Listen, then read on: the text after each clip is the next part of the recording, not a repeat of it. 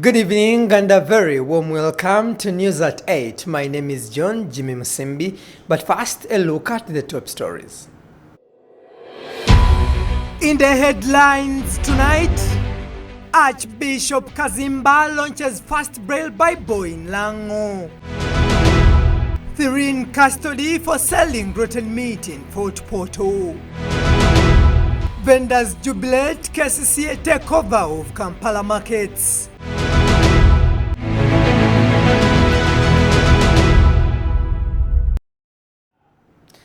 Now I do welcome you once more to this edition of News at 8. This broadcast comes to you live from Church House in the heart of Kampala. Now it starts now. The Archbishop of the Province of the Church of Uganda, His Grace the Most Reverend Dr. Samuel Stephen Kazimba Mugalu, has today hailed the first missionary who is believed to have brought the gospel to Lango, Reverend Canon Sira Dongo. He was climaxing his pastoral visit to Lango Diocese, where he commissioned the Sira Dongo Mission of Hope House, among many other activities that he participated in. Sira Dongo accepted Jesus Christ and he ended up becoming a preacher in Lango. Sira Dongo biru ye yesro iagike mene tebi bela rabamuta ber ilaokan tela tokan tela ikukan, because he was set free by Jesus Christ oba miujiru konyo ko yeso, and he was ordained dango tebiru kwere in this land. ilobo wa melaokan. He was made a canon, a man from Congo, and he preached the gospel, and he died here, and he was buried here, just at your land here. So I'm really grateful that you remembered this man, Sira Dongo, to have this mission house named after him. Mission house it is very important to remember our people. Sometimes we remember people from abroad, which is not so bad, but it would have been good. I see lords even in Kampala. We don't understand these people. Even in our churches, you ask, who is this one? Nobody understands them. I am so grateful that this man who did a lot of work here is remembered, like Apollo Chivebulaya, who did a great work in Congo, was remembered there. Siri Dongo from Congo should be remembered here, so that this strengthens our partnership. We need partnership with our brothers and sisters abroad, like these ones who are believing the Bible. But we need more partnership within ourselves. Uganda and Rwanda, Congo, Egypt, because we understand our problem. At the moment, we have the Episcopal Church of America and the Church of England. They have decided to make a dean of the Cathedral of Canterbury who is a gay. We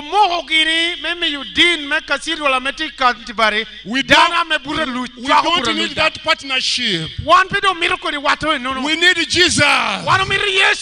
We need Jesus.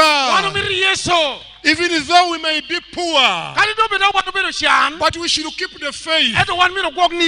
They should keep the money in Jesus. Archbishop Kazimba there speaking and preaching to the people of Lango Diocese. Now moving on, the Uganda National Examinations Board has announced a move to set special mathematics exams for pupils of St. Catherine Primary School who missed the paper. During this year's primary leaving examinations, 23 out of 26 pupils of St. Catherine Primary School in Kakumiro district missed the first paper of mathematics, having arrived late at the examination center. Would like to refer to an incident where 23 candidates of St. Christine Primary School in Kakumiro missed writing their mathematics examination paper on the 8th of November 2022. Accordingly, a consultative meeting has been held between the board and the Ministry of Education and Sports. The meeting, that was chaired by the Minister for Education and Sports, Mama Janet King-Seven, resolved that considering the circumstances under which these candidates missed the examination, considering that the candidates had been able to fulfill all the requirements for writing the examination, the board shall administer a special examination for the affected candidates. The District Inspector of Schools is hereby asked to come to the board to receive instructions and arrangements on how the examination shall be conducted for those affected. The public is hereby informed that this is a one-off undertaking which shall not in any way be treated as a precedent. Good take there from the Uganda National Examinations Board to have the pupils sit for another examinations. Now, 3 people are in police custody in Fort Portal City after being found red-handed selling over 40 kilograms of decomposing meat to residents. We have more. The suspects, Bashir Rajab, Clovis Singom and Majid Musisi, were found with meat from 3 different cows and a goat. The Fort Portal City veterinary officer, Dr. Stanley Businje, who also doubles as the city production officer, intercepted the suspects while carrying out his routine inspection exercise. The meat before us that is exhibited is decomposing, is very unfit for human consumption. The production officer says that the suspects will be charged with violating Public Health Act, meat rules and regulations, and suspected theft of livestock. The culprits in this voice shall be charged for violating Public Health Act, meat rules and regulations, shall also be charged for suspected stealing of livestock. According to him, cases of animal theft have been on the increase between the months of July and October. A total of 101 are said to have been stolen in Fort Portal. Contrary to this, however, records at Fort Portal Police indicate that only 61 cases of animal theft were reported. The rate of stealing livestock is high or rampant as people prepare for the festive season. We are having 3 cows. We have meat from 3 cows and meat from 1 goat. And we cannot ascertain the owner of these animals until the suspects bring them to us. The suspects have, however, denied selling decomposing meat to the locals.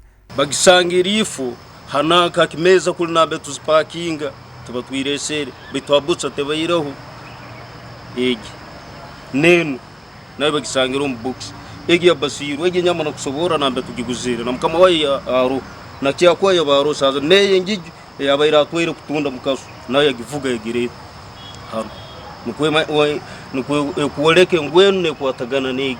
Vincent Twesje, the Rwenzori West police spokesperson, said that he had not yet received information about this case as he was not in the city. Now, officials from the Ministry of Health, together with Hoima city authorities, have embarked on sensitizing religious leaders about how they can contain the Ebola virus disease among believers. The sensitization follows an increase in the number of cases of Ebola in the country. Agre Byaruhanga, the regional epidemiologist from the Ministry of Health in charge of Bunyoro, says that although they don't have any case in Hoima, they have decided to brief the religious leaders about how they can manage Ebola. Although we don't have any case in Hoima, but we know we can get a case anytime if communities from the affected districts do not follow the standard operating procedures and other public health measures. So we want to equip our communities with the necessary knowledge and skills to make sure that we really protect everyone, and also report any suspected Ebola case. Hassan Kasibante, the Hoima West Division resident city commissioner, explained that churches collect many people, and this is the reason they had to target religious leaders and equip them with information on Ebola. I'm so happy that all churches were here, mosques were here, and Abobshobos were here, and the other people of Judges, they were also here with my medical team.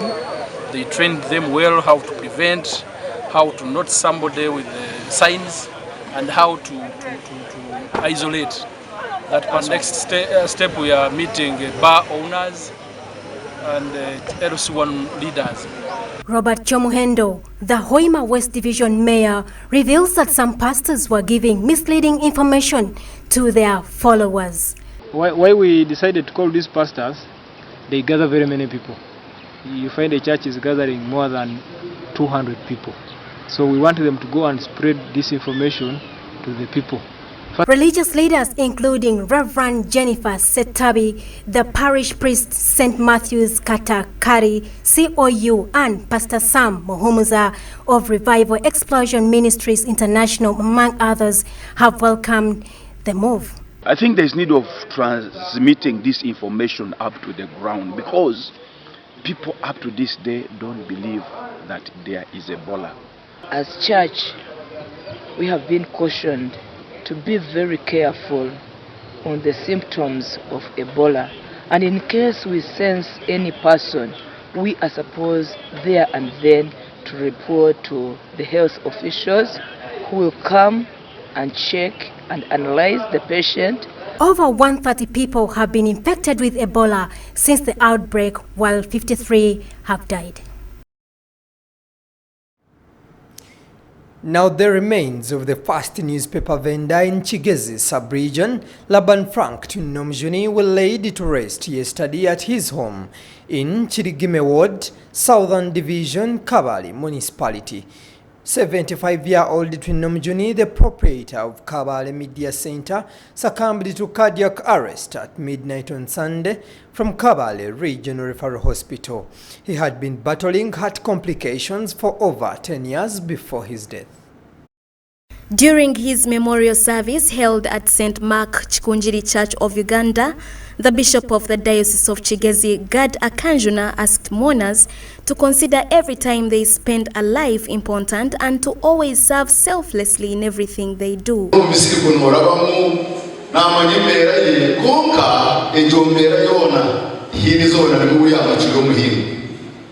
be right with the text and he would sympathize. Mwenu emyaka 12 orukumanya ngo murwire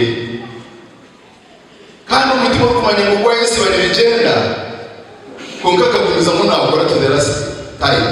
Friends and colleagues of the deceased businessman hailed his persistent determination to prosper and the positive human relations that have seen him reach out to a number of people during his lifetime.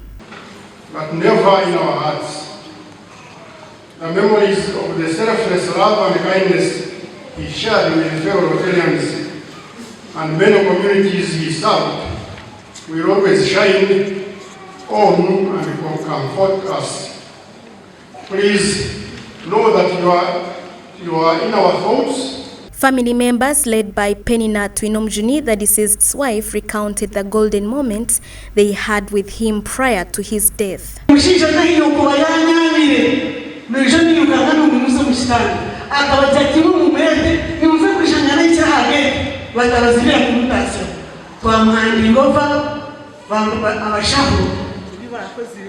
The late Twinomjuni is survived by 10 daughters and 1 wife.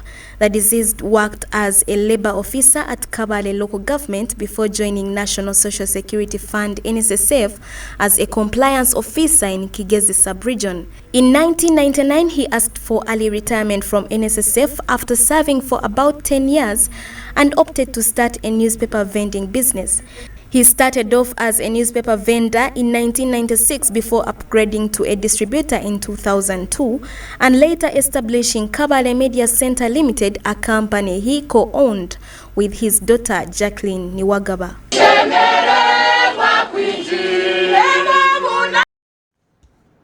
Rest in peace, Mr. Twinomjuni.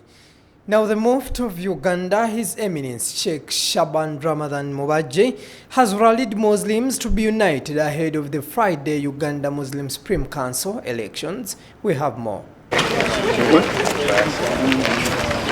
The Mufti of Uganda, Sheikh Shaban Ramadan Mubaje, arrived in Bunyoro with his team and headed straight to inspect the construction progress of the Bunyoro Toro regional offices at Rikia Hill.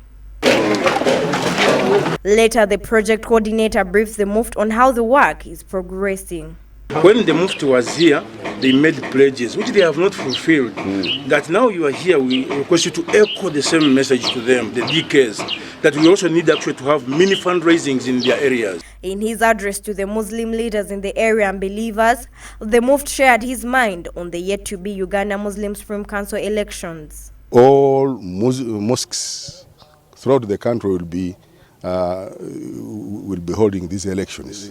They are going to elect their leadership from the chairman of the mosque, the secretary of the mosque, the treasurer of the mosque committee, one youth representative at the county level, one woman representative to the county level, and one Muslim to accompany the Imam. The Mufti has castigated a section of Muslims who he says have embarked on a mission to tarnish the image of leaders in a bid to promote fights amongst Muslims.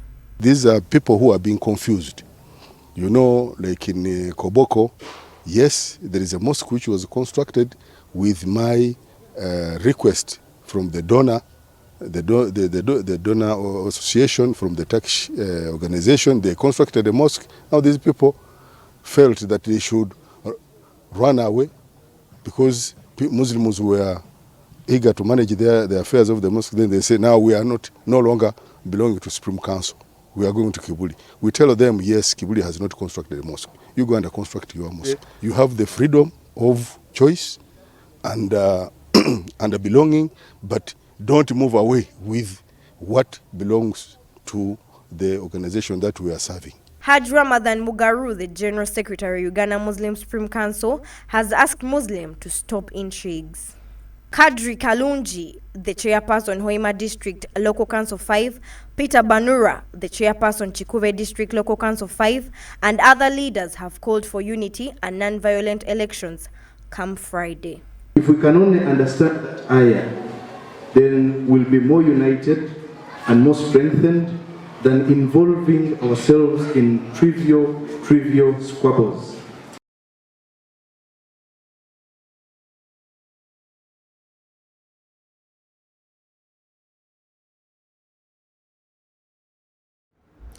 News at 8 takes a very short commercial break but returns with more news. Do keep with us.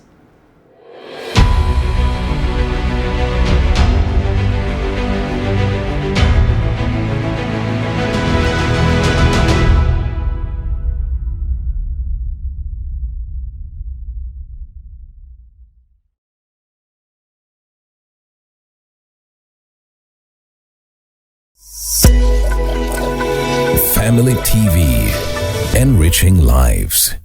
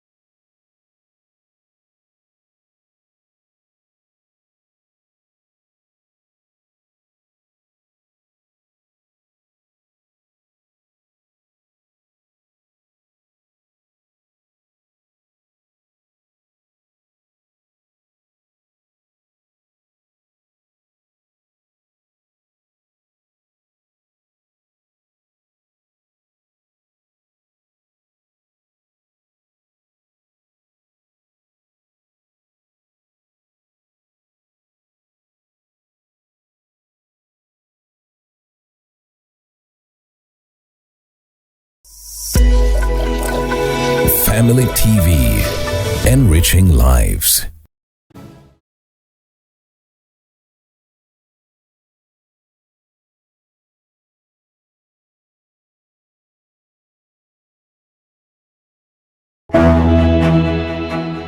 Family is not just an important thing, it is everything, Michael J. Fox said.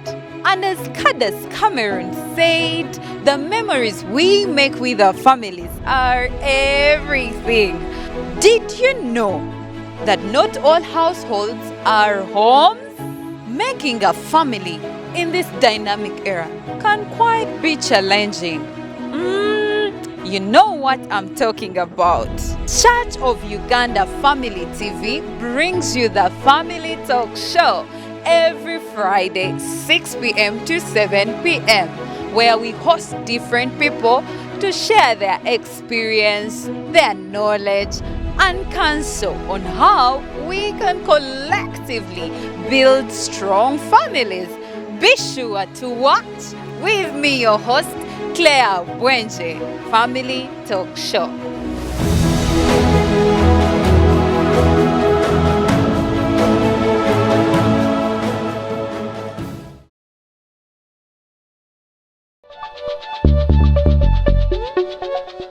Program ensonga tukuletera okumanya biki ebigenda maaso mu ggwanga.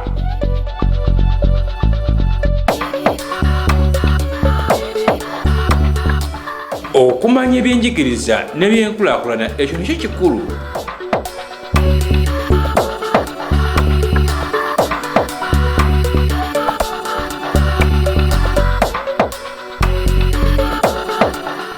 Twegatteko wano ku Church of Uganda Family TV buli lwa mukaaga essaawa 11 ez'akawungeezi.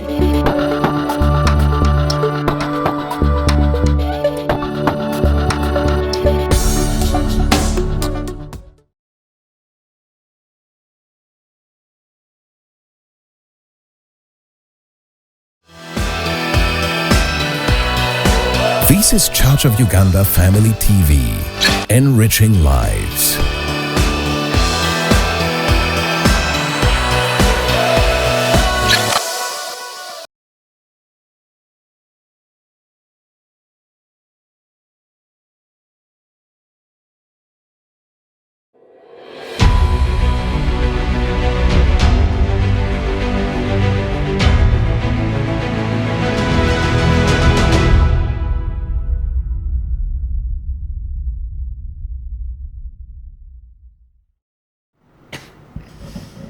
Welcome back from that short commercial break. Now moving on.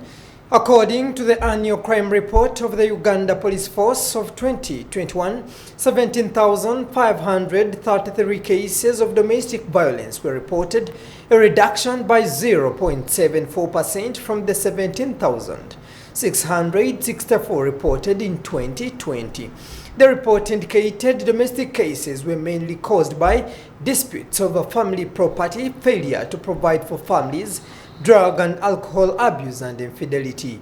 The report also showed that by December 2021, about 1,640 cases were taken to court, while 464 of which secured convictions, 14 cases acquitted, and 105 cases were dismissed.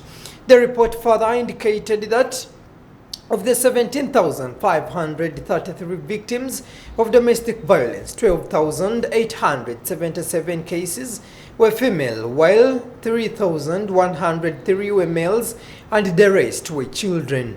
Tonight, we are joined by Pastor Henry Chivirige, the CEO of Sophos Consult, as a marriage counselor, and together we are going to dissect this issue. Welcome to News at 8, Pastor. Thank you so much. Good to be here. Praise the name of the Lord. Much obliged. Now, I want to begin with a question from the findings and the figures I've just been reading. Do you agree with police's findings? If so, how did we arrive here? Because these are really quite alarming. When you look at, it's not a question of whether I agree or not. I believe those are the cases that they received, if they recorded. But you realize that the figures are reported for 2020. When you look back at that time, that was the COVID time, the lockdown. And lockdown came with so many challenges, especially to families, because people had, for the first time, no one knew that we wake up one day and you are locked up in your house, in your compound, in your bedroom, in your sitting room, husband, wife, children, no job, no money, sometimes no food. That situation had never happened to many people. We had never had such a situation. And I think it put a challenge, a stress on so many marriages and so many families. So you find that, yes, those figures could be right. And their causes, at that time we realized that we were in a pandemic that no one had answers to. Government didn't have an answer. Doctors didn't have an answer. There seemed to be no solution. But remember, we were faced with this pandemic when we already had our own background issues or problems in our families, in our marriages, that perhaps we were maybe learning to deal with until this came. So the cases that we see, which I must admit that they are very high, if you look at if these statistics were right. And again, you realize that these ones were the ones which are reported to police. Exactly, yeah. So there are those which were not reported. So the figures are low. The figures are low. And we don't yet have a culture that all family cases go to police. People still have reservations about running to police to report family cases. Especially men. And even some women who want to protect the sanctity or the privacy of their families, of marriages, they wouldn't want to report to police. In most cases, it gets out of hand. So I wouldn't be surprised if even these figures were low. So they were high. So how did we arrive there? Several issues. I want to believe that as a society, I think all stakeholders involved in mitigating marriage issues and family issues, we have taken a back seat and we have allowed things to just flow the way they should or they want to. In the past, when you look at traditional societies, marriages had guardians. There are structures which would help people to manage their families. Right now, everyone is on their own. Everyone is on their own. Many people are struggling on their own. They have no one to talk to. Recently, one time, I was talking to one of my spiritual daughters. She came to my office, and they had separated with her husband. And as I was trying to deal with the issues that they had, and she was like, I mean, in my culture, those things are never talked about. So when they happen, you have no one to talk to. We are raised up not hearing anyone talk about that. Which is actually wrong. So, which actually is wrong. So you find that people find themselves with issues that they don't know whom exactly to talk to. And then today we have media, it is bombarding things to people who, when you look at all this soap that people watch on TV, they don't have a life here. And then you find someone expect something which is not even available in their environment. So we have a challenge. And I think all stakeholders involved, including government, church, local leadership, and everyone, must get back and say, okay, we have a problem here. What do we have to do? Where did we go wrong? Pastor, property sharing in families seems to be the most contentious cause of domestic violence when you read a detailed report of many of these cases. What could be some of the mitigations to this challenge? Okay. When I hear people talking about property sharing, and when I look at now even the amendments which have been made in the Marriage Act, it is all about property. I would think property would be the last thing we would be thinking about. But you see, the first thing would have been people who have not managed to learn how to share their feelings, their emotions, their fears, their needs. You cannot take them to the level of now learning how to share property. And this is because that is why when you find people who are in happy marriages where they have mastered the art of talking about things, you never find the issue of property as a problem. Yeah, true. You never find them even saying, my car, my house, my chairs, mine. So people they don't know how to share their feelings. They don't know how to resolve conflict. They don't know. They have not come to terms with their expectations. So now they have moved away from the level of emotional expectations to now property expectations. And today, all the young girls you see wanting to get married, they don't want to get married to men who love them. They want to get married to men who have money. Sad. Now even some young men have picked up the thread from there. They are also looking for women who have money, who are going to invest money into them. So no one is talking, no woman is looking for a man who loves her.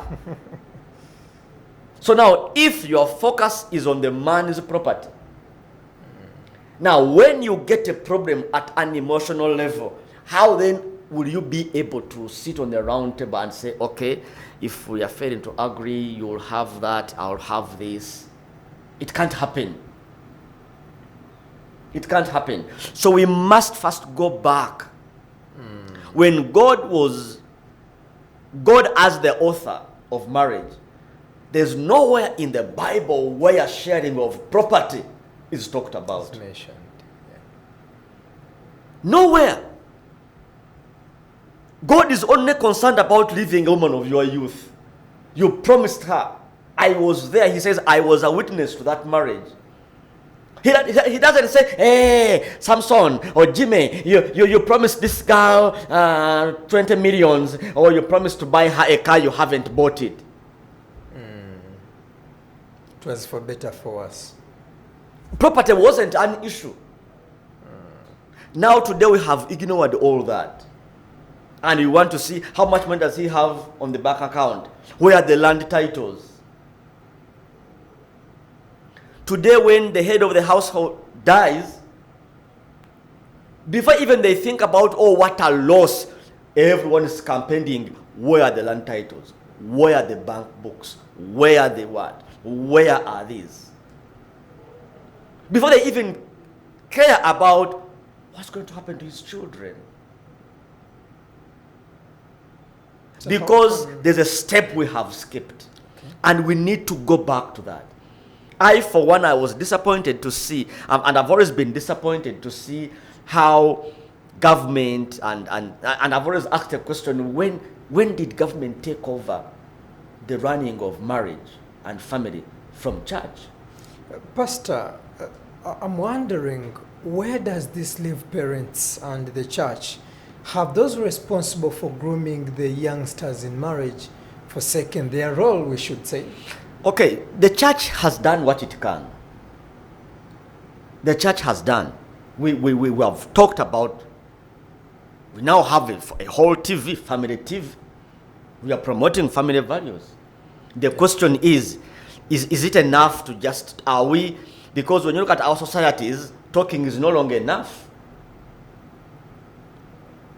Recently you heard that people were even proposing that even traffic guys should be given guns. Yet we grew up knowing the traffic guy, all he has to do is to raise his arm and you stop. Yeah. He tells you park your car there and no one fights traffic men. So, but our society, our people are now, they can no longer go by the word of the mouth. And we need to go back and empower. The church must take back its place on the control and guidance on marriage. So if that's the case, so would one be right if they faulted societal influence and globalization for the current challenges which are in marriages today and these challenges have resulted actually into domestic violence.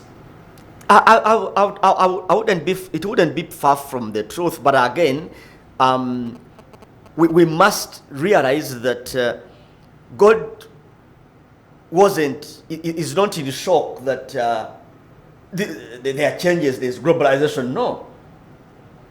He knew that in 2020, 2022, all these things would be there. But again, he expected us to be able to thrive, to be at peace, to enjoy our marriages the more, despite the impact of globalization. So I would not want to even say that globalization is the reason. Our time is fast spent. What would be your last remarks on how domestic violence can be curbed in homes? Let's go back to the basics. I want to speak to that man, to that woman. It should be a shame that you have the guts. Today I was talking to some of the people who were in my office, and I said, there's a lady who came to my office, and I was like, I can't imagine. Every man should be ashamed of waking up one day and they put a fist and then put it on the woman. They said, I love you. Okay. On the mother of your children. Or a woman doing that to the father of their children. I believe we can do better. I believe we have the ability to live in peace. I believe we can choose peace over violence. I believe we can master the art of resolving our problems, our issues in our marriages, in our families, without resorting to violence. And it is possible. It is possible to have a violence-free marriage. It is possible to have a violence-free separation if you have to. It is possible to live separately but at peace. When you have realized we can no longer live together in peace, you can live separately in peace. It is possible. You and I can do it. Thank you so much. Now let's move on to our business news after the bumper.